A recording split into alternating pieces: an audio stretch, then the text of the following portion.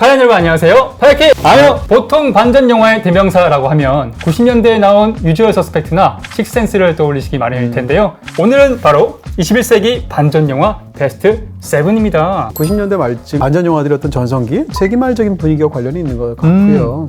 뭐 예를 들어서 파이트 클럽 같은 영화, 프라이멀 피어 같은 영화, 그 다음에 무슨 알링턴 로드 같은 영화들이 다 이 반전이 굉장히 뛰어나면서 재밌는 영화들이거든요. 주로 이제 스릴러 장르하고도 좀 관련이 있는데 오늘은 이런 영화들 다 빼고 21세기에 나온 영화들 중에서 가장 반전이 재밌는 것 같은 여러분들에게 추천해드리고 싶은 베스트 7을 골랐습니다. 반전 영화들은 항상 이제 핵심 줄거리 힌트를 따라서 헛다리 막 짚다가 마지막에 이제 결말을 알게 되면은 그쵸. 그제서야 그 암시와 복선들이 그렇죠. 주마등처럼 막 스쳐져. 저는 심리적으로 이제 반전 영화가 굉장히 흥미로운 부분이 있다고 생각이 드는데 어떤 점에서요? 약간 이율배반적인 감정들이 붙어 있어요. 반전 영화를 우리가 즐기는 심리가. 하나는 정말 끝까지 모르고 싶은 마음. 그래야 재밌을 거 아니에요, 반전이 등장했을 때. 그렇죠. 네, 그냥 눈치채면 재미없잖아요. 네. 또 한 가지는 게임을 해서 내가 알아내고 싶은 마음이 있단 말이에요. 이런 서로 어떤 이율배반적인 감정이 붙어 있고 양가적인. 반전을 딱 보았을 때 우리가 느끼는 쾌감이 있는데 이 쾌감 중에는 굉장히 능동적인 쾌감도 있고 피학적인 쾌감도 있어요. 피학적인 쾌감은 이런 걸 몰랐을까라는 것에 대한 탄식으로서의 쾌감 같은 게 있거든요. 무지에 대한 탄식. 자책? 네. 근데 반면에 딱 깨달았을 때 이런 게 있었구나 하는 또 인식의 쾌감이 있단 말이에요. 그런 측면에서 이 반전 영화가 주는 기쁨이라는 게 전부 녹록치가 않다는 생각을 하면서 첫 번째 영화 가겠습니다. 조던 필 감독의 조던필? 어스입니다. 조던 필 감독의 영화가 미국에 비해서 한국에 있는 관객들이 상대적으로 훨씬 더 찬반양론이 갈리는 것 같아요. 판타지에 가깝게 스릴러를 구사하는 걸 조금 한국 관객들이 덜 좋아한다는 생각도 하는데요. 저는 굉장히 뛰어난 감독이라고 생각하고 겟아웃도 그렇고 어스도 그렇고 아이디어로만 따진다면 저는 어스의 아이디어가 더 재밌는 느낌이 있고요. 그래요?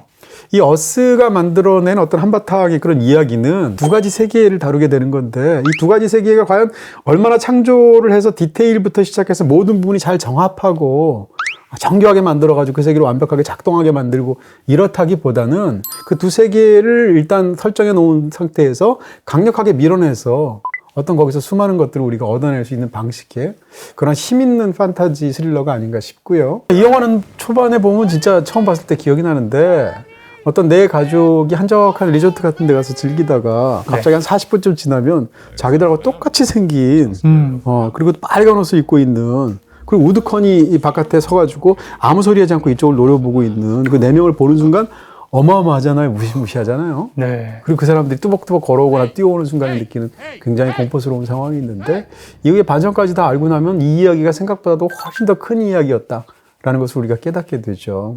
오늘 반전 영화 특집인데 이렇게 얘기하고 끝내면 재미없잖아요. 결말 얘기하시는 거예요 지금? 얘기할 수밖에 없지 않을까 싶은데 지금부터 여기가 반전입니다라고 말하는 걸 7번 말하는 거예요.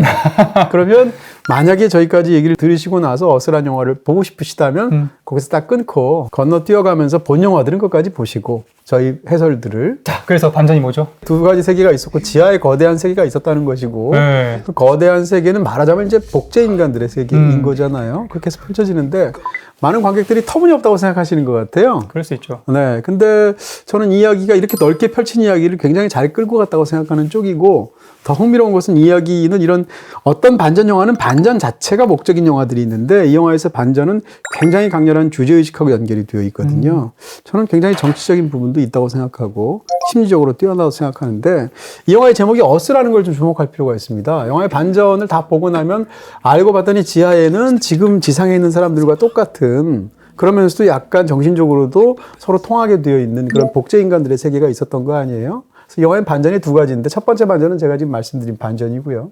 두 번째 반전은 그렇게 지하 인간들에게 당하고 있는 지상에서의 가족이 있는데 그 지상에서의 가족의 핵심이 되는 어머니인 애들레이드, 그러니까 에드라는 사람이 사실은 복제 인간이었다는 것이죠. 1986년도에 바뀌어가지고 진짜 인간은 밑으로 내려가게 되고 복제 인간은 지금 이 속에 끼어서 사실은 복제 인간이 아닌 척 살아왔다라는 게 이제 이 영화의 최후의 반전이 되죠. 그래서 진짜 애들레이드는 말을 할 수 있는 유일한 지하의 인물이 되는 거잖아요. 그렇죠. 반대도 마찬가지입니다. 그걸 다 알고 나서 이 영화를 보시면 재밌는 부분들이 많은데 1986년도에 그 놀이동산의 어떤 시설 속에서 두 아이가 바뀌게 되는데 바뀌게 된 상태에서 그 이후로 영화에 우리가 주인공인 줄 알고 살아왔던 복제 인간이 아닌 줄 알았던 애들레이드는 사실은 복제 인간이었던 거잖아요. 그래서 이 아이가 돌아와서 어떤 일이 벌어지게 되냐면 예를 들어서 한동안 말을 못해요. 그 얼핏 봐서 그냥 보면은 너무 큰 일을 겪으니까 트라우마 때문에 일시적으로 말을 못하는 것처럼 보였지만 알고 보면 원래 말을 못하는 아이인 거예요. 왜냐하면 그렇죠. 지하에서는 언어로 이 대화를 하고 있는 세계가 아니니까 그 이후에 한동안 말을 배워야 하니까 실제로 말을 못하는 거죠. 그 다음에 또 이 아이가 80년대 일이 있고 난 다음부터 고기를 잘 안 먹어요. 왜 고기를 안 먹을까 하는 건데 지하에서는 음식이 굉장히 한정되어 있어서 토끼고기만 먹거든요. 그러니까 지겨운 거죠. 그 상황에서 지상으로 온 고기를 안 먹게 되는 건데 이런 것들이 사실은 다 복선으로 영화에서 작용하고 있는 거고요.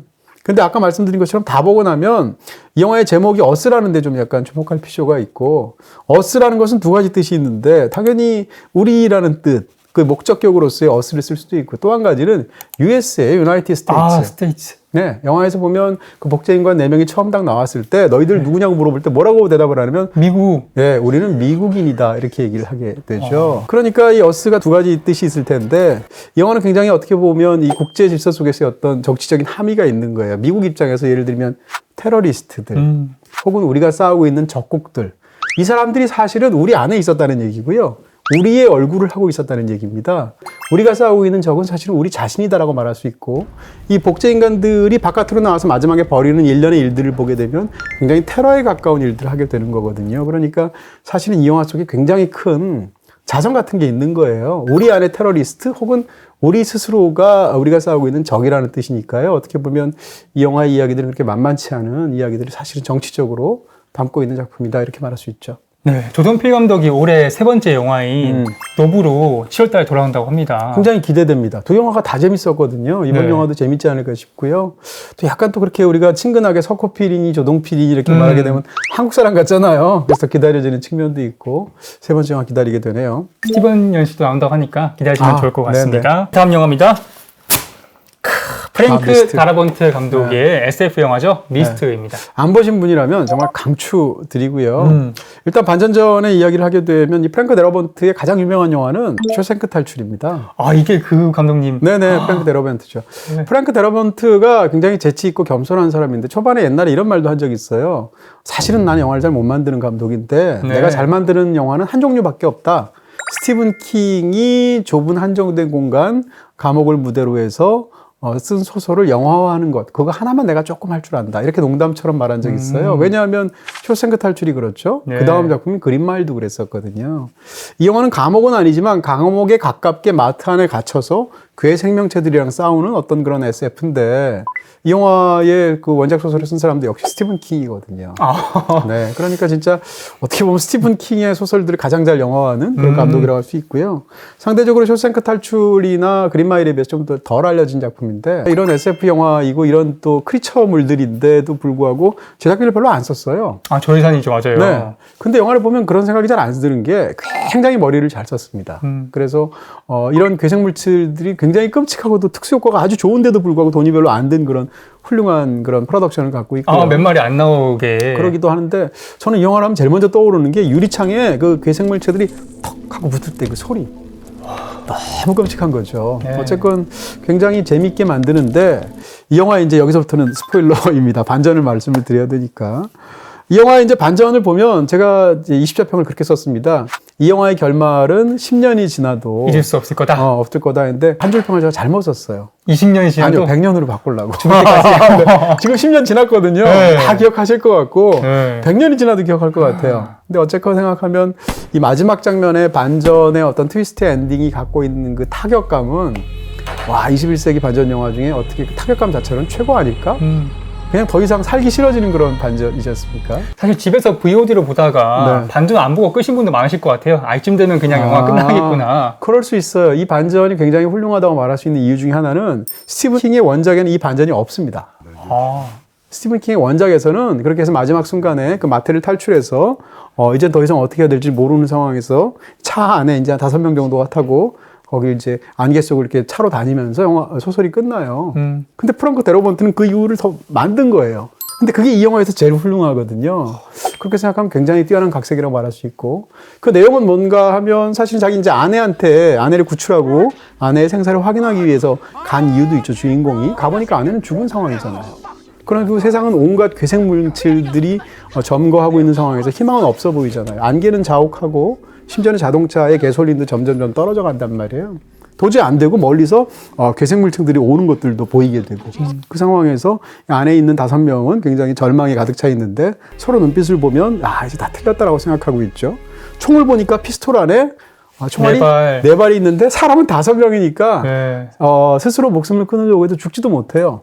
그래서 어떻게 하냐면 운전을 하고 있던 리더 역할을 하고 있는 주인공이 자기 아들을 포함해서 그 4명을 그들의 뜻에 따라서 세상으로 떠나게 해주죠. 그런 다음에 본인은 총알이 없는 상황에서 마지막으로 괴 생명체를 향해서 영웅적으로 달려들어서 사실상 자살에 가까운 그런 죽음을 맞이하려고 하는데 그 순간 이 모든 상황이 종료가 되고 군인들이 이 모든 상황들을 컨트롤하는 상황에서 생존자들을 찾아 나서기 위해서 자기 앞으로 오는 걸 보게 되죠.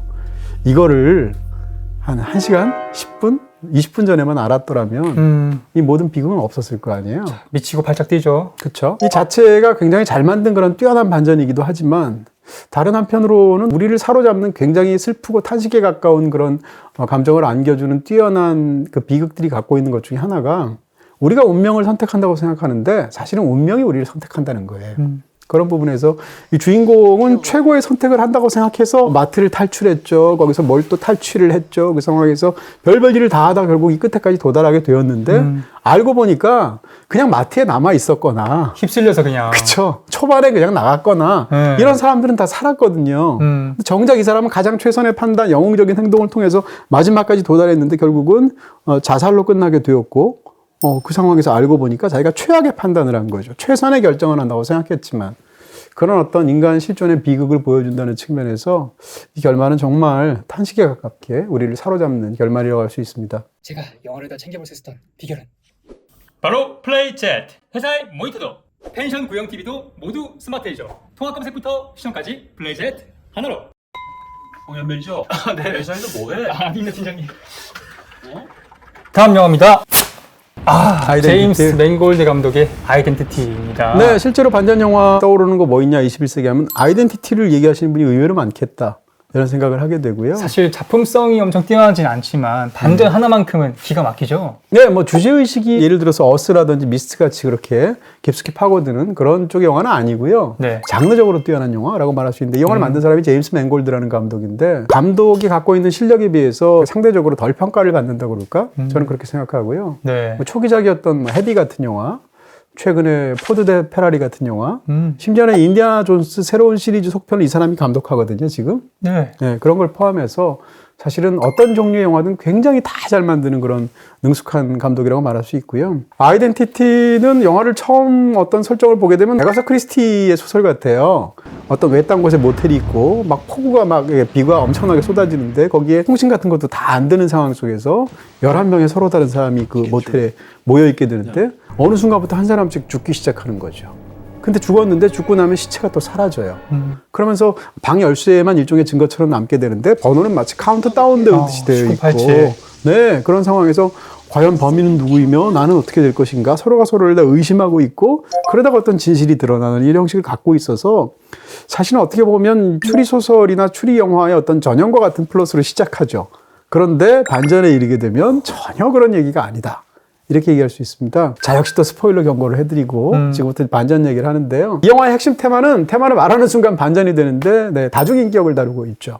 그러니까 보통 해리성 인격장애라고 말을 하게 되는 그래서 영화 속에 등장하는 이 목에 몰려든 11명은 사실은 한 사람이었던 거예요. 어떤 연쇄살인을 저지르는 다중인격을 갖고 있는 그런 남자가 있는데 그 남자를 심리학자 그러니까 정신과 의사가 상대적으로 그 모든 상황을 캐내게 되고 그 속에 일종의 또 다른 어떤 인격체를 심어서 이 폭력적인 자아들을 해치우게 해서 그리고 나서 이제 사람을 좀 바꾸게 만들려는 그런 과정을 하게 되는데 알고 보니까 그 속에서 또 다른 어떤 반전이 있어서 마침내 해결이 된 이런 건데요.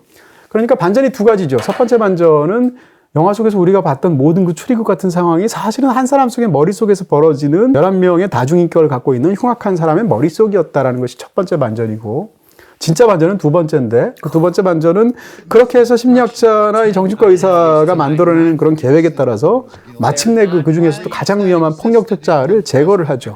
극중에 등장하는 교도관이라는 사람으로 생각했던 건데 알고 봤더니 진짜 폭력적인 자는 교도관이 아니고 이전에 죽었던 것으로 자기를 위장했던 어린아이가 최후에 그렇죠? 사실 관계 입장에서 이제 이런 추리극을 볼 때 뭐 노인, 어린이, 장애인 빼놓게 보통 되죠. 제외시키잖아요. 더군다나 그 아이가 죽은 것으로 앞에 묘사를 하거든요. 그러니까 네. 당연히 그렇게 생각할 수도 없고 심리학자까지도 속았는데 알고 보더니 그렇게 자아를 숨겼던 것이고 그 폭력적인 자아가 결국은 마지막 순간에 발흥을 해서 자기 옆에 있었던 경찰과 실제의 심리학자까지도 공격하고 죽이면서 영화가 거의 끝나게 되는 굉장히 예측할 수 없는 그런 반전을 갖고 있죠. 사실은 이런 다중인격이 굉장히 흥미로운 테마잖아요. 네. 그래서 예를 들면 23 아이덴티티라는 또 다른 영화도 있죠. 근데 23 아이덴티티도 그렇고 이 아이덴티티도 그렇고 실제로 모델이 있어요. 우리나라에 책도 나와 있는데 빌리 멀리건이라는 사람이 70년대에 다중인격을 갖고 있는 굉장히 많은 범죄를 저지른 사람인데 이 사람의 사례가 학계에서도 굉장히 비상한 관심을 얻었고 자기의 인격이 24가지 인격을 갖고 있었다고 그래서 와. 네, 국내에 나온 책도 굉장히 재밌거든요. 그 빌리 멀리건이라는 사람의 사례를 말하자면 영화화한 거죠. 그런 의미에서도 한번 보시면 굉장히 재밌는 능숙한 스릴러라고 할 수 있습니다. 다음 영화입니다. 드니 빌레브 감독의 장대한 스토리를 담은 그을린 사랑입니다. 이분이 정말 성실성의 화신이지 않습니까? 오늘 바로 직전에 제가 이제 하루 이틀 전에 먼저 말씀을 드려서 영화들을 다 보고 오시는데 오는 영화들은 대부분 다 처음 보셨다고 하셨어요. 그렇죠. 그 중에서 가장 뭐가 인상적이고 좋았냐고 했더니 바로 이 그을린 사랑을 얘기했어요. 그래서 저 아이덴티티나 이런 영화가 아니고 그을린 사랑을 고른 거 보면 이분이 참 영자랄 되셨네. 1년 반 사이에 이런 생각을 감사합니다. 제가 하게 되었습니다. 자, 어쨌건 그을린 사랑은 지금은 이제 뭐 너무 유명해진 드니 빌레브 감독의 초기작이라고 말할 수 있을 텐데 이 영화로 사실은 국제적으로 굉장히 유명해졌어요. 그리고 실제로 이 영화를 처음 봤을 때 굉장한 충격이 있고 보고 나면 뭐라고 그럴까요? 이 충격은 그냥 아이덴티티 같은 영화의 반전은 사실은 충격적이라고 해도 장르적인 충격이잖아요. 근데 그을린 사랑의 충격은 정서적인 충격이라서 사실 헤어나오기가 어렵게 우리를 사로잡는 그런 정말 장대한 어떤 정말 끔찍한 비극이 담겨 있죠. 이 영화의 이야기는 레바논 내전을 다루고 있고요. 레바논 내전 가운데에서 이제 기독교도와 그리고 이슬람교도 사이에 있었던 서로가 서로를 죽이거나 강간하거나 이런 끔찍한 인종 청소에 해당하는 범죄를 저지르는 그러면서 벌어진 어떤 한 가족의 끔찍한 이야기를 다루고 있습니다. 캐나다에서 영화가 시작을 하는데 공증인 사무실에서 비서로 일하는 어머니가 세상을 떠나게 되죠. 그래서 이제 딸이 있고 아들이 있는데 편지를 각각 2통을 마지막으로 유서를 남기게 되는데 딸한테는 예를 들어서 레바논으로 가게 돼서 너희 아버지를 찾아라. 그래서 이 편지를 아버지에게 전달하라라는 마지막 요원의 그 편지를 남기게 되고 아들에게는 레바논에 너의 형이 있다. 너의 형을 찾아서 이 편지를 전달하라고 해서 편지를 주게 되죠. 그래서 이 남매가 각각 레바논으로 가게 되고 그러면서 아들은 말하자면 자기 형을 찾아다니고 자기 딸은 자기 아버지를 찾아다니게 되는데 그러면서 벌어지는 그 레바논에서 알게 되는 어떤 비극에 관한 이야기를 로드무비 형식으로 다룬 작품입니다. 자, 역시 이제 스포일러 경고를 드리고요. 네, 장르와 시몽이 정말 충격적인 사실을 알게 되죠. 네네. 그러니까 두 사람이 찾았던 사람은 사실은 한 사람이었던 것입니다.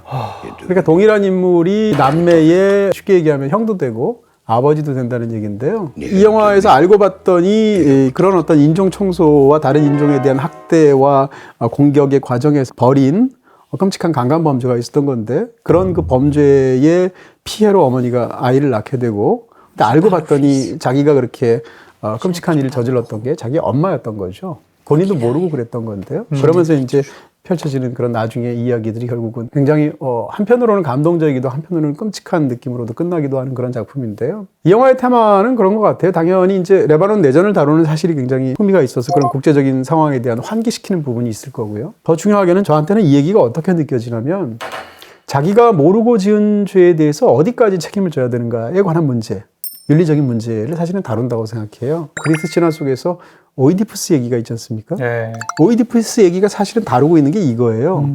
우리가 보통 이제 프로이트 때문에 오이디푸스 컴플렉스 때문에 예를 들어서 아버지를 살해한다든지 어머니에 대해서 어떤 성적인 그런 느낌을 갖는다든지 이런 것에 대한 이야기로만 오이디푸스를 생각하는데 사실은 오이디푸스 신화 자체가 굉장히 감동적인 부분이 있고요. 그것은 뭔가 하면 오이디푸스가 그렇게 돼서 테베의 왕이 되지 않습니까? 그리고 자기 어머니랑 결혼을 하지 않습니까? 그래서 왕이 돼서 다스리는데 어느 순간이 되면 자기가 아버지를 죽이고 어머니랑 결혼했다는 걸 뒤늦게 알게 되죠. 네. 근데 여기에 대해서 사실은 항변할 수 있잖아요. 무슨 얘기인가 하면 내가 알고 그런 게 아니잖아요. 모르고 한 거잖아요. 죄가 있다고 볼 수 있나요? 근데 죄가 있다는 거죠. 아, 윤리적으로 죄가 있다는 것이고요. 실제로 신화 속에서 오이디푸스가 어떻게 하느냐? 그 순간 왕위직을 내려놓게 되고 자기 눈을 스스로 뽑게 되고 나머지 모든 인생을 평생 광야에서 헤매면서 그 사람이 죽는 것으로서 속죄를 한단 말이에요. 네. 우리는 사실은 알고 지은 죄도 다 책임을 안 지려고 하는데 윤리적으로 자기가 모르게 지은 죄에 대해서 어디까지 책임지고 어디까지 증언해야 되는가라는 문제가 있습니다. 그래서 이 영화의 마지막에 엄마가 편지를 전달하게 하는 것은 결국은 그 일을 증언하게 하는 것이거든요. 그런 측면에서 이 이야기가 보여주는 굉장히 묵직한 어떤 그런 윤리적인 테마 같은 것이 사실은 담겨 있는 것이죠. 그래도 결국은 사랑으로 아름다운 용서를 했지 않습니까? 다 보고 나면 이 비극이 너무 엄청난 비극이라서 우리를 압도하기도 하지만 다른 한편으로는 저렇게라도 마무리하고 저렇게라도 증언할 수 있는 게 다른 의미에서는 또 다른 인간으로서의 어떤 숭고함이 아닐까 이런 생각도 들죠. 던칸 존스 감독의 더문. 네, 더 문인데요. SF 영화인데 아까 우리가 이제 미스트도 저예산이라고 했는데 이 영화는 훨씬 더 적은 예산을 들인 그런 작품이고요. 그 사실 영화를 보면 SF 영화이고 달에서 펼쳐지는 어떤 이야기지 않습니까? 에너지원을 이제 달에서 채취하는 과정을 다룬 그런 얘기인데 헬륨 3? 네, 헬륨 3를 이제 극중에서 나오죠. 주인공인 샘이라는 사람이 이제 어떤 회사에 소속이 되어서 달 표면에 있는 어떤 헬륨 3라는 에너지를 채취하는 일을 3년 동안 계약을 하고 가게 되죠. 그렇게 해서 달에서 이제 3년 동안 똑같은 일을 반복하는데 사람은 하나도 없어요. 본인밖에 없어요. 그런 상황에서 거기서 인공지능 컴퓨터랑 대화를 하고 가끔씩 이제 자기의 딸이라든지 아내가 보내오는 영상을 보면서 눈물에 젖는 그러면서 이제 이게 전부였던 거죠. 그러니까 생활이 매일 똑같은 생활, 단조로운 생활, 외로운 생활을 하지만 3년 뒤면 돈을 벌고 집에 갈 수 있으리라는 희망. 그런데 거기서 어느 날 헬륨3를 채취하는 과정에서 정말 화들짝 놀라게 되는 뭔가를 발견하게 되죠. 그러면서 펼쳐지는 굉장히 묵직한 반전이 담겨있는 작품인데요. 이 영화를 만든 감독이 던컨 존스라는 감독인데 아버지가 너무 유명한 사람이죠. 아, 데이비 보이. 그렇죠. 네, 데이비 보이는 뭐 스타 중에 스타?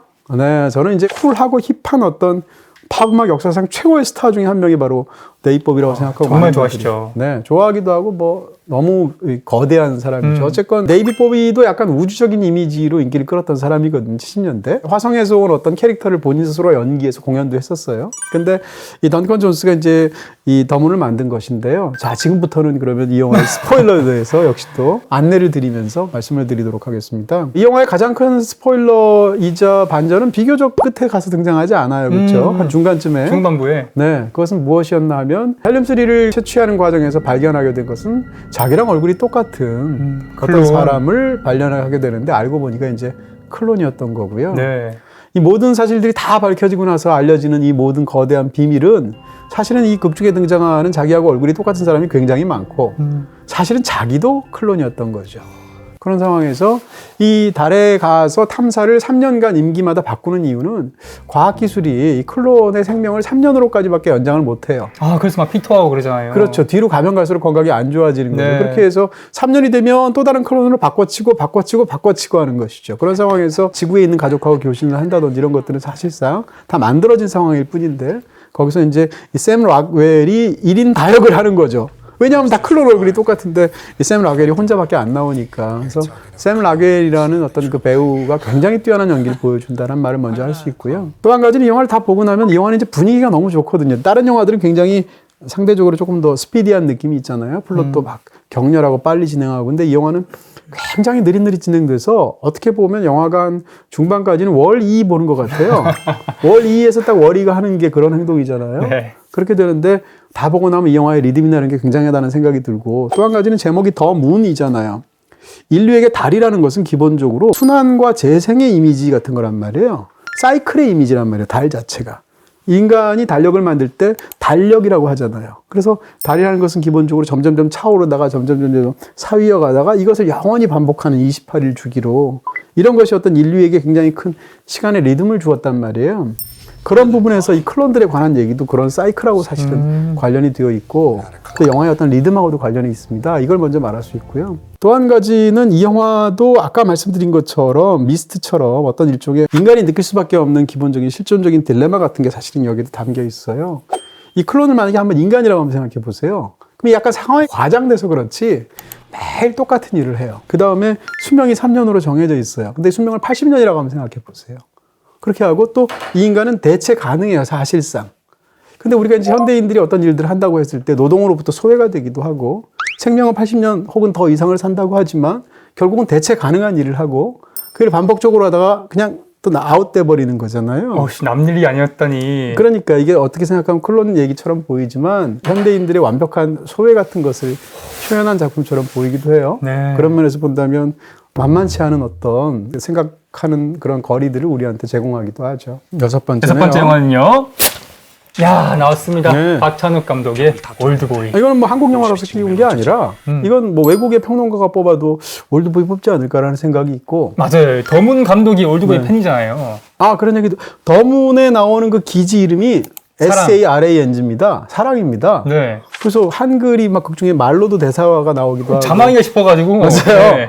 그리고 이제 옆에 이게 패치에도 막 네. 태극기가 있고 막 이래요. 근데 그 이유 중에 하나가 이 덩컨 존스가 과거에 사귀었던 여자친구가 한국 사람이었다는 것하고도 관련이 있고 또 약간 뭐 지한파에 가까운 사람이기도 하고 올드보이를 영화를 너무 좋아해서 이 샘이 이 달 기지에서 시간을 때우기 위해서 영화를 보는데 그 영화를 올드보이를 집어넣으려고 그랬대. 영화 속 영화로. 그 정도로. 네. 근데 이제 판권 문제나 여러 가지 문제가 있어서 결국 못 넣었다고 하는데요. 어쨌건 연달아서도 이렇게 올드보이가 나오네요. 올드보이는 제가 여기서 뭐 길게 얘기할 필요가 없고 이미 온 국민이 다 본 영화이고 기생충이 나오기 전까지는 전 세계에서 가장 유명한 영화가 바로 한국 영화 중에서는 올드보이였었고요. 그렇습니다. 지금도 한국 영화 하면 뭐 오징어 게임 같은 시리즈를 제외하게 되면 올드보이 아니면 기생충이에요. 전 세계 사람들에게. 그럴 정도로 한국 영화를 어떤 이미지를 결정짓는 뛰어난 작품으로 되었는데 뭐 힘이 넘치는 작품이고 이야기가 거의 힘이 넘치다 못해서 아주 광포한 그런 영화라고 말할 수 있잖아요. 그래서 올드보이의 어떤 많은 것들을 이야기하고 싶은데 역시 제가 얘기를 하려면 스포일러 경고를 드릴 텐데 의미가 없을 거예요. 뭐 올드보이 스포일러 모르세요? 올드보이의 반전은 알고 봤더니 이 사람이 어떤 일을 과거에 벌이게 되었고 그걸로 인해서 사설 감옥에 갇히게 되었고 이런 사연들 같은 것이 이제 사실은 반전으로 보이죠. 근데 이 영화의 진짜 반전은 뭔가 하면 제가 볼 때 패러다임의 전환인데요. 그 패러다임은 뭔가 하면 15년 동안 감옥에 갇혀 있다 보니까 대체 내가 여기 왜 갇혔을까가 너무 궁금하고 너무 화가 날 거 아니에요. 이유도 모르잖아요. 네. 그래서 안에서 악행의 자서전도 막 쓰잖아요. 그렇죠. 자기가 잘못한 거 다 쓰게 되고 그러면서 밖으로 나가자마자 다 찾아다녀서 과연 나를 누가 감금했고 왜 감금했고 내가 뭘 잘못했는지를 알려고 하잖아요. 근데 영화를 다 보고 나면 이 오대수를 이우진이 가두게 된 어떤 이유가 있을 텐데 정말로 중요한 것은 가둔 이유가 아니라 왜 지금 풀어줬느냐는 풀러난 이유가 더 영화가 중요하죠. 그러니까 여기서 질문에 대해 패러다임의 변화가 있는 거예요. 다시 말해서 왜 갇혔을까를 처음엔 고민했는데 영화를 다 보고 나면 왜 풀어줬을까가 이 이야기의 핵심인 거예요. 쉽게 얘기하면 딸이 클 때까지 기다린 거죠. 그러니까 악마적인 그런 복수라고 말할 수가 있겠죠. 어찌됐건 이런 그 생각은 이제 뒷얘기를 들으면 더 재밌는데 이 원작이 있잖아요. 근데 원작에서 보면 그렇게 상대를 괴롭히게 된 복수를 하게 된 원인이 학창시절의 얘기가 나오게 되는데 원작 만화에서 그게 별로 그렇게까지 납득이 가는 이유가 아니에요. 그래서 애초에 각색을 할 때 박찬욱 감독을 비롯해서 그 팀들이 각색 회의를 많이 했는데 그 부분이 안 풀렸대요. 그걸 그대로 가져오려니까 얘기가 너무 이상하고. 그래서 과연 진짜 가둔 이유를 다른 이유로 바꿔야 될 텐데 어떻게 해야 되지라고 생각하다가 카페에서 그 각색 회의를 하다가 박찬욱 감독이 화장실을 갔대요. 인터뷰 때 제가 들은 얘기인데 화장실에 가서 이제 계속 그 생각만 하고 있지 않았겠습니까? 각색 회의도 하니까. 근데 갑자기 갇힌 이유가 아니라 풀어놔준 이야기를 우리가 한번 만들면 어떻게 될까? 왜 풀어줬을까에 한번 골몰해서 이야기를 만들면 각색이 풀리지 않을까라고 생각하고 돌아와서 얘기를 하는 순간 얘기가 확 풀려버렸다는 거예요. 그런 뒷얘기까지 갖고 있는데 그런 측면에서 이 올드보이의 어떤 반전은 굉장히 어떤 그 이야기를 만드는 데서 뛰어난 정반대의 지점에서 완전히 새롭게 이야기를 풀어가는 거지 않습니까? 그러니까 오대수는 이유진을 감히 짐작도 못했던 것이죠. 또 한 가지는 올드보이의 대사 중에 이제 인상적인 게 워낙 많은데 이런 대사가 올드보이에 나와요. 모래알이든 바위덩어리든 물에 가라앉긴 마찬가지다. 이런 대사가 나오는데 이 이야기가 우리를 완벽하게 사로잡고 우리를 탄식하게 만드는 이유는 이 영화 속의 이야기가 바위돌이 가라앉는 얘기가 아니라 모래알이 가라앉는 얘기거든요. 무슨 얘기죠, 이게? 그러니까 정말 이런 끔찍한 복수를 당할 만한 끔찍한 일을 오대수가 어린 시절에 지었다면 그렇다면 이런 복수 당할 만하잖아요. 혀를 좀 잘못 눌렀을 뿐인데. 바로 그런 거죠. 어렸을 때 심지어는 자기가 어떤 일을 나불거리면서 얘기를 했는데 네. 그 얘기를 한 결과가 이런 끔찍한 일을 빚었을 거라고 상상도 못했던 거죠. 그러니까 아주 작은 실수를 저지른 거예요. 근데 그 결과로 사람도 죽고 끔찍한 두 사람의 인생을 망치게 된 거잖아요.